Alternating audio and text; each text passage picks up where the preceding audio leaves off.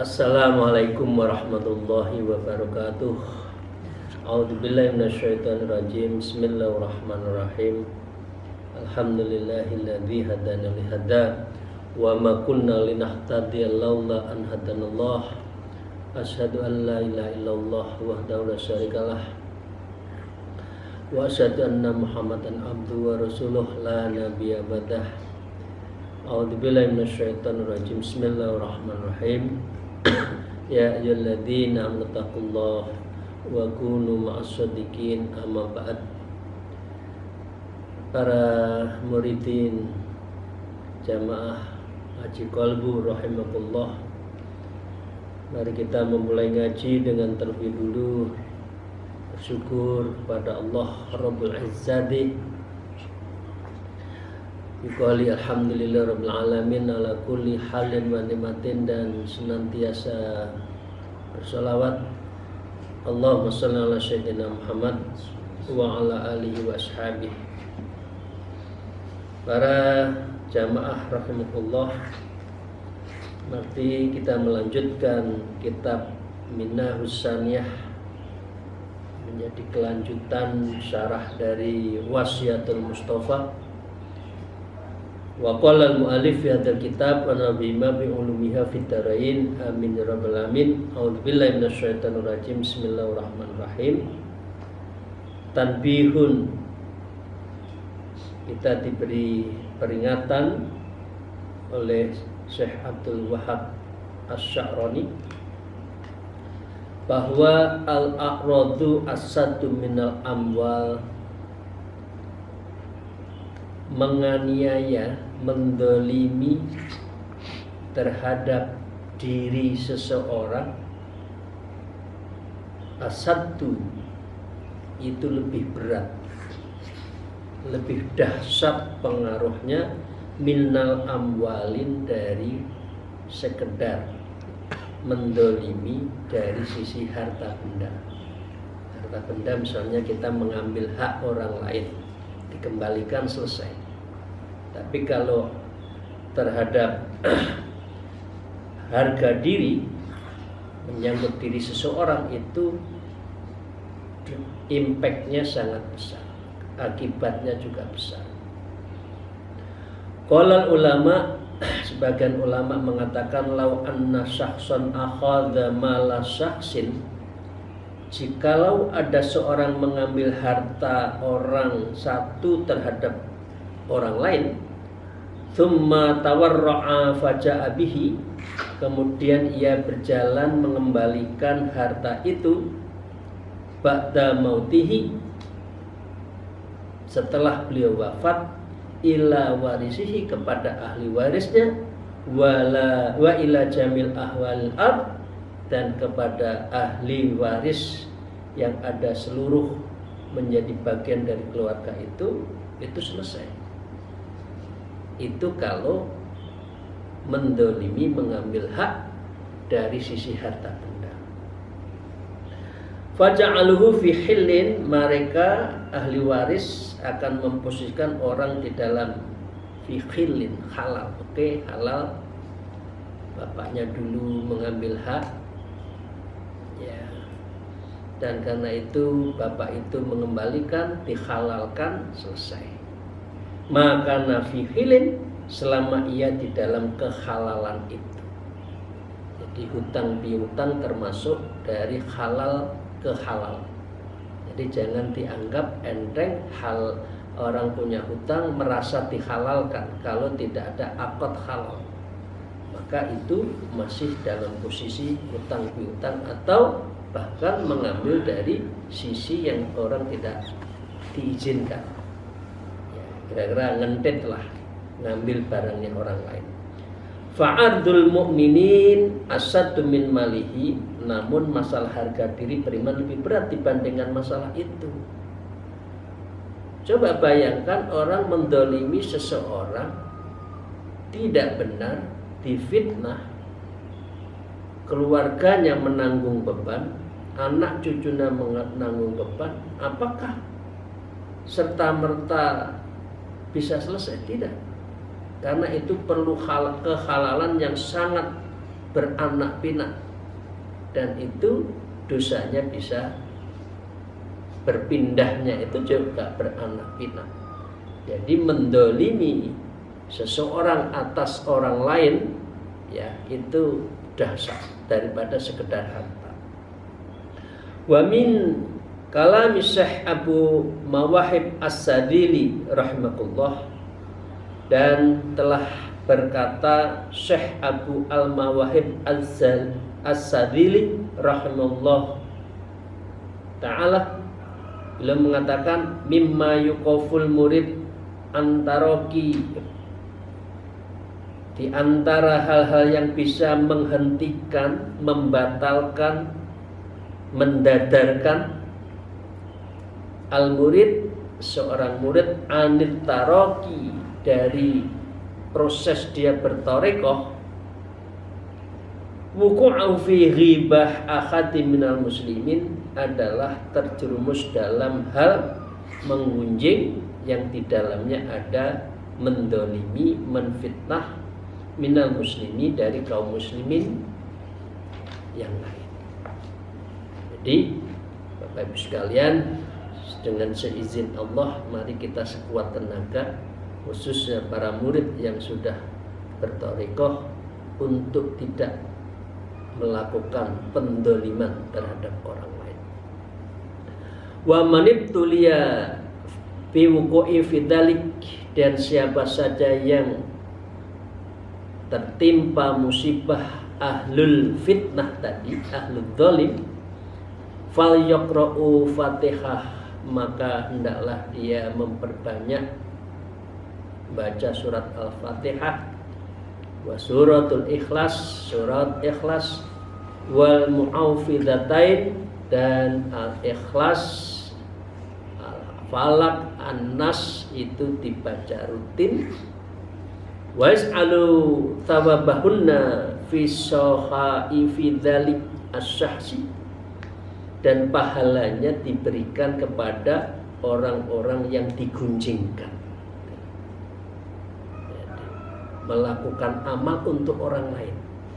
Karena apa? Karena astagfirullahaladzim, mulut kita, ghibah kita, sikap kita mendolimi kepada orang lain. Betapa kita bisa membayangkan ya, orang yang dolim itu ya, menyakiti orang, menempatkan orang, menjatuhkan orang dan sebagainya. Apalagi di dunia politik ya, ini betapa akibatnya panjang. Dan karena itu kita harus bersihkan hati kita, bizikrillah, dengan banyak zikir, baik zikir ismu dzat maupun zikir nafi isbat. Allah Allah Allah, la ilaha illallah, dan istighfar serta sholawat yang banyak. Dengan demikian, fa inni ra'aitu Rasulullah sallallahu alaihi wasallam fil manam, para wali-wali itu sesungguhnya telah melihat di dalam mimpinya berjumpa Rasulullah, wa akhbarni bidzalik, dan Rasulullah memberikan kabar kepada orang, para ahli wali itu, wa qala, dan mengatakan, Rasulullah bersabda, innal ghibah was sawab, bergunjing dan ganjaran, yakifani baina yadillah ta'ala, keduanya berhenti di hadapan Allah subhanahu wa ta'ala, wa arju an yatawazana, dan aku berharap keduanya akan saling setimbang. Artinya Bapak Ibu sekalian, menggunjing itu bagian dari penghalang diterimanya amal kita. Apalagi Bapak Ibu sekalian, menggunjingnya itu, mendoliminya itu adalah mempunyai akibat yang dahsyat buat anak cucunya, sehingga anak cucu itu tidak rela terhadap seseorang yang melakukan pendoliman kepada orang tuanya. Dan ini banyak kita lakukan, dan ini banyak kita ketahui. Sekarang itu mudah sekali melakukan karakter assassination, jadi pembusukan karakter seseorang melalui media sosial. Bapak Ibu sekalian, jangan kita cegah, jangan mudah untuk nge-share, apalagi menjelek-jelekan sesama muslim, termasuk menjelek-jelekan pemerintah. Ini ada sekelompok yang memang pekerjaannya tidak ada benarnya pemerintah, selalu dilihat jeleknya, padahal ada juga baiknya. Karena itu kita harus jaga agar tangan kita tidak mengeser di dalam medsos terhadap sesuatu yang jelek. Nge-share itu cuma dua, keihsan, kebaikan, dan ketakwaan. Ayo baca Quran, apakah sudah sholat malam, itu aja. Jangan isinya jelekin orang. Itu kan banyak itu di grup itu. Ya Allah, apakah nggak takut dosa itu nge-share seperti itu loh. Allah ya Rahman, Allah ya Rabbi, Allah ya Ghafurur Rahim, ampuni dosa-dosa kita kalau ada kesalahan seperti itu. Para jamaah rahimakumullah, mari kita lanjutkan. Wa aktsir minal istighfar, dan perbanyaklah olehmu istighfar, taba'an lil Qur'anil Karim, lil Qur'anil Azim, sebagaimana kita mengikuti apa yang disampaikan Allah di dalam kalamnya Al-Quran, wa fi hadisin, di dalam beberapa hadis, min riwayatil Bukhari, yang diriwayatkan oleh Bukhari, inni la astaghfirullah ta'ala wa atubu ilaihi. Rasulullah sendiri sungguh pasti saya setiap hari akan memohon ampun, ya, wa atubu ilaihi, dan saya bertaubat kepada Engkau ya Allah, fi yaumi sab'ina maratan, setiap hari 70 kali. Itu Rasulullah yang sudah maksum, masih istighfar, masih taubat. Jenengan kita dosa masih kulaan terus. Jadi saya jadi ingat dulu kalau saya pagi sebelum sekolah itu kulaan, karena ibu saya buka toko kan, saya habis ngaji gitu ke pasar, ya beli apa saja, perancangan itu saya belanja, ya pulang 6:30 mandi sekolah. Jadi kulaan jangan kulaan dosa, gitu loh Bapak sekalian. Belanja itu belanja pahala. Lah ini manusia banyak yang setiap hari itu belanjanya belanja dosa. Nah, Rasulullah yang tidak ada dosa saja 70 kali setiap harinya itu istighfar. Jenengan kita sudah sholat malam, sudah sholat taubatan nasuha belum? Mari kita biasakan setiap malam tahajud, taubatan nasuha, liridhoillah, lisyukrillah, lil fadlillah, minimal itu. Rasulullah yang sudah maksum, dijaga, melakukan hal serupa. Jenengan kita seharusnya lebih dari itu, karena dosa kita lebih banyak. Wali muslimin, dan juga diriwayatkan oleh Imam Muslim, wa inni la yughanu alal qalbi wa inni la astaghfirullah ta'ala mi'atan marah, dan sungguh aku pasti akan digayuti rasa yang bersalah, an-nadam, menyesal pada hatiku kalau tidak istighfar, kata Rasulullah. Ada sesuatu yang yang gelayut kesusahannya.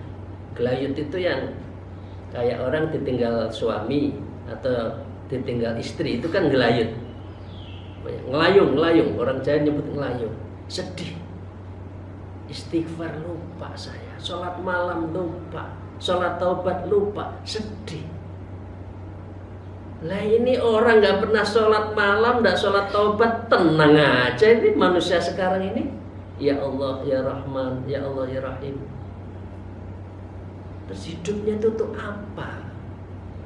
Memangnya sudah pasti masuk surga? Surga itu warisan orang tua yang akan pasti diberikan, kan buatan? Kan tidak. Nah, ayo, monggo istighfar yang banyak, sholat taubat. Ya, wa inni la astaghfirullah ta'ala mi'atan marratin, dan sungguh aku pasti setiap hari, kata Rasulullah, memohon ampun 100 kali. Ini ada yang 70, ada yang 100. Kalau Imam Bukhari 70, kalau Imam Muslim menceritakan 100 kali. Wal Ibnu Hibban, dan juga diriwayatkan oleh Ibnu Hibban, inna kunna lana'udzu li Rasulullah sallallahu fil majlis wahid. Sungguh kami pernah menghitung pada satu waktu Rasulullah di dalam satu majlis mengatakan beliau, Rabbi ighfirli wa tub alayya innaka antat tawwabur rahim. Ini istighfar yang lengkap. Rabbi ighfirli wa tub alayya innaka antat tawwabur rahim mi'atan marratin, 100 kali. Jadi kalau lagi istighosah gitu, Rasulullah mengajak membaca Rabbi firli wa tub alayya innaka antat tawwabur rahim 100 kali. Wa fi wasiat Sayyidi Abu Hasan As-Sadili, diriwayatkan wasiatnya Imam Abu Hasan Sadili. Ya, beliau thariqahnya Sadiliyah rahimahullah taala.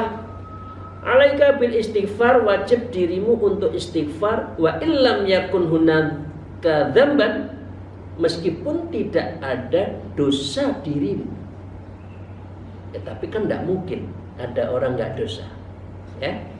Wa tabir bi istighfaril maksumil akbar sallallahu alaihi wasallam, dan ambillah pelajaran istighfar manusia yang maksum terpelihara, yaitu Rasulullah sallallahu alaihi wasallam. Ba'dal bisyarati wal yakina bi maghfiratin, setelah diberi gembira, kabar gembira dan keyakinan dengan telah terampuni. Ya. Mata qadda min dzambi wa matakhir, seluruh dosanya yang dulu dan yang akan datang itu sudah diampuni oleh Allah. Dosa Rasulullah itu diampuni sehingga tidak ada dosa. Itu saja istighfar. Lah itu ikuti menurut Imam As-Sadili. Wa yambaghi kasrul istighfar, selayaknya kamu memperbanyak istighfar inda awalil laili wa akhiri, di dalam permulaan malam sampai penghujungnya. Artinya tengah malam, sholat malam sampai menjelang subuh, wa awalan nahari wa akhiri, di permulaan siang dan penghujungnya. Artinya zikir istighfar itu fi kulli khalin wa sa'atin, kecuali sedang dalam keadaan tidur. Jadi siang malam, mulai malam zikir, mulai pagi zikir. Jadi itu Bapak sekalian, itu Rasulullah mengajarkan seperti itu. Liwahid Ibnu Majah, dan diriwayatkan dari Ibnu Majah, ma min khafidhaini yarfa'ani illallahi ta'ala fi yaumin shahifah, tidaklah dua malaikat mencatat amal untuk dilaporkan pada Allah pada suatu hari itu dari shahifah, dari lembaran ke lembaran. Lembaran hari Senin, lembaran hari Selasa, ini dosanya si A berapa, si B berapa, itu semua dilaporkan oleh malaikat. Fayara fi awali shahifah wa fi akhiri istighfar. Lalu terlihat di awal lembaran itu dan di akhirnya terdapat suatu istighfar. Oh, ini ahli istighfar ini.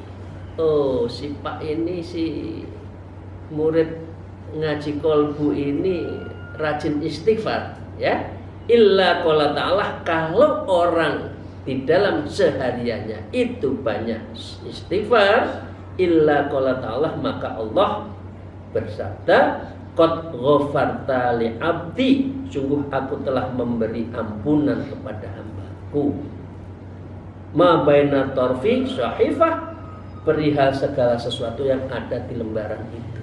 Begitu dibuka lembar Senin istighfar, Selasa istighfar, Rabu sampai tiap hari istighfar, maka istighfaron kasiro, ya, maka aku ampuni semua kesalahannya itu, kemudian tidak ada satu catat pun yang ada di dalam bukunya itu kesalahan.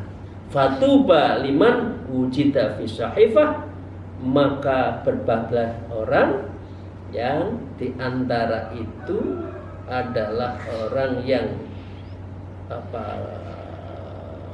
fatuba, maka berbahagialah liman wujida fi sahifah, orang yang lembarannya itu menjadi lembaran yang bersih, tidak ada dosanya karena istighfar. Itu Bapak sekalian. Jadi kalau kita istighfar, maka lembaran menjadi putih. Catatannya catatan hasanah saja, catatan yang jelek hilang karena banyak istighfar. Wa inda tawaqqufir rizqi hadisi Ibnu Hibban, dan banyaklah istighfar, ya, tawaqqufir rizqi, kalau rezekinya mampet. Bapak sekalian, pernah ya rezeki itu mampet, cari ini enggak jalan, ini enggak jalan, hubungan dengan orang mau deal nggak jadi, ya. Di dalam riwayat hadis Ibnu Hibban, beliau Rasulullah bersabda, man lazimal istighfar ja'alallahu min kulli dhaikin wa makhrajan. Siapa yang banyak istighfar, niscaya Allah akan jadikan baginya dari setiap kesempitan makhrajan, jalan keluarnya. Wa min kulli hamin farajan, dan setiap keresahan itu ada kebahagiaan kelapangan. Wa razaqahu min haitsu la yahtasib, dan akan diberikan jalan rezeki yang tidak disangka-sangka. Dan itu orang tua saya lele wis sing akeh istighfare karo sholawate lah. Biasanya gitu. Kalau lagi sedih, Bapak Ibu sekalian sedih, kita kan cerita kepada ibu saya, Bu, saya gini, wes lele, akeh istighfar kalau sholawatnya lah. Itu orang tua itu cespleng, kalau ngajar itu cespleng. Sholawatnya harus istighfarnya sing kenceng, dikenceng. Ya Bapak sekalian ya, karena itu insya Allah amalan yang 10 itu salah satunya kan istighfar minimal 100 kali sehari sebagaimana Rasulullah. Wa inda waqid dzambin, dan banyaklah istighfar ketika terjerumus dalam dosa. Lima rawah Hakim fi sahih, di dalam satu hadis rawahu al-Hakim, hadisnya sahih, ma min muslimin ya'malu dzamban illa waqafal malakul muwakkil, tidaklah seorang muslim yang melakukan dosa melainkan pasti berdiri diam suatu malaikat yang dipercaya bi iqsa'i dzunubihi thalatha sa'atin, untuk menghitung dosanya itu selama 3 jam. Jadi dilihat dosanya itu. Fa in astaghfarallah, apabila seorang muslim itu memohon ampun pada Allah Subhanahu wa taala fi sya'in, ya, dalam salah satu waktu mintil kasa'ah, di dalam 3 zaman itu istighfar, lam yuwaqi'u alaihi, maka malaikat tidak akan melimpahkan dosa itu, enggak jadi catat. Jadi setiap 3 jam sekali harus istighfar, maka kalau ada kesalahan hilang, ya, lam yuqi'u alaihi wa lam yu'adzib alaihi, dan tidak akan ditimpakan siksanya yaumal qiyamah, nanti di yaumil qiyamah. Wa inda hitami jamil a'mal, dan beristighfarlah ketika telah menyelesaikan semua pekerjaan. Ya, jadi apa saja ditutup dengan istighfar, itu bagus. Waqad ajma'al arifun karena itu sungguh telah disepakati para ahli ma'rifah alas tijabi khotimi jamil a'mali bil istighfar, mengenai sunnahnya menyelesaikan semua pekerjaan itu selain alhamdulillahirabbil alamin juga dengan istighfar. Wa fil hadisin, di dalam satu hadis, annahu kana, sesungguhnya Rasulullah sallallahu alaihi wasallam bersabda, yastaghfirullah ta'ala akiba kulli maktubatin salatsa marrah, bahwasanya adalah Nabi sallallahu alaihi wasallam selalu mohon ampun kepada Allah fi kulli maktubatin salatsa marrah, setelah selesai sholat maktubah, sholat fardu. Ngapunten, jangan pelencing. Lek jadi imam, ajaklah jamaahnya untuk zikir bareng. Jangan jadi imam assalamualaikum kanan kiri meneng, zikir dewe-dewe, jangan, diajak zikir bareng. Rasulullah mengajak seperti itu. Ini kan masjid di kota biasanya habis assalamualaikum kanan kiri diam. Jangan. Ajak zikir. Rasulullah ngajak zikir. Ini hadisnya. Jangan lamcing setelah salam pelencing. Ya. Rasulullah mengatakan seperti astaghfirullahaladzim alladzi la ilaha illa huwal hayyul qayyum wa atubu ilaih 3 kali. La ilaha illallah la syarikalah lahul mulku wal hamdu yuhyi wa yumiitu wa ala kulli syai'in qadir 3 kali. Allahumma anta salam, dan seterusnya. Itu ya Bapak sekalian, itu zikirnya. Tasri'an li ummatihi, sebagai penetapan syariat umat beliau, wa tanbihan lahum ala ta'dil ta'atihim, dan mengingat bagi mereka atas kurangnya ketaatan mereka. Karena itu sama Rasulullah diajak istighfar setelah sholat fardu. Fa'ulima annahu yanbaghi lil abdi, maka dapat diketahui bahwasanya sepatutnya seorang hamba ayyaktsura minal istighfari lailan wa naharan, hendaknya memperbanyak istighfar pada siang dan malam, sawa'an tadzakkara dzuruban muayyanatan, dosa-dosa tertentu, aulam yatadzakkar, atau sedang tidak ingat. Bapak sekalian, sholat malam ya, sholat mohon ampun, ingat dosanya, nangis atau nangis? Nangis. Kalau tidak ingat pun harus istighfar, apalagi ingat dosa-dosa yang astagfirullah. Wa bidzalika ya'manu 'abdu min nuzulil bala'i alaihi, dengan banyak beristighfar maka seorang hamba akan selamat dari bala bencana. Liqouli ta'ala, sebagaimana Rasulullah SAW berfirman, wa ma kana Allahu mu'adzabahum wa hum yastaghfirun, dan tidaklah pula Allah akan mengadab mereka sedang mereka meminta ampun. Istighfar, sholat taubat itu apa ya, step ya, bahasa Jawa itu step itu apa ya, penghapus ya. Penghapus yang paling jos itu adalah istighfar, sholat taubat, dosanya langsung putih ya, kecuali satu saja, kalau kita itu syirik, mensekutukan pada Allah. Nah, selama kita iman bagus ya, ihsan ya, ada dosa karena manusia, kemudian kita istighfar, sholat taubat, maka itu langsung diampuni, mattaqaddama min dzambik wa takhor, dan semuanya itu yang akan datang asal mau taubat insya Allah akan diampuni. Demikian, terima kasih Bapak-Ibu sekalian. Semoga yang kita kaji pada hari ini di dalam kitab Minahus Saniyah, kita diminta untuk istighfar sebanyak-banyaknya. Semoga itu bisa kita jalankan menjadi pegangan dan keseharian kita. Mohon maaf atas segala kekurangan saya. Semoga apa yang kita kaji mendapat ridho, maunah, dan membuka hati kita menjadi orang-orang yang muraqabah wa muqarrabah ilallah. Amin ya rabbal alamin. akhul kalam, al-afu minkum, wallahu muwafiq ila aqwamit thariq. Wassalamualaikum warahmatullahi wabarakatuh.